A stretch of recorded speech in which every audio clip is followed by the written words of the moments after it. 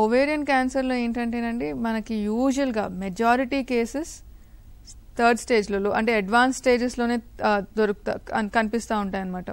అది పెల్విస్లో ఉండటం వల్ల బాగా సైజ్ పెరగడం లేకపోతే బయటికి పాకడం వల్ల అంటే పై పొట్ట అంతా లేకపోతే నీరు బాగా చేరటం ఆ స్టేజ్ వచ్చేంత వరకు మెజారిటీ మంది రారు.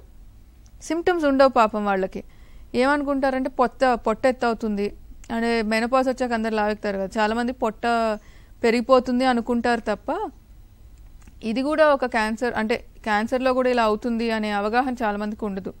ఇంకోటి ఏంటంటే కొంచెం తినంగానే ఆకలి తగ్గిపోవడము, పొట్ట ఉబ్బరం ఉండటము, యూరిన్కి అర్జెంటుగా వెళ్ళాల్సి రావడం అంటే ఏదో నొక్కుతున్నట్టు. అన్నీ మనకి లోపల పెల్విస్లోనే ఉంటాయి కదా, బ్లాడర్ యూరినరీ బ్లాడర్ అనేది యూట్రస్కి ముందే ఉంటుంది, అటు ఇటు ఓవరీస్ ఉంటాయి. సో అవి ప్రెషర్ అనమాట, యూరిన్కి అర్జెంటుగా రావాల్సిన ఫీలింగ్. వాళ్ళు పొట్టు ఉబ్బు అవుద్ది, బరువు తగ్గుతూ ఉంటారు ఎందుకంటే తినలేరు, కొంచెం తినంగానే కడుపు నిండిపోద్ది.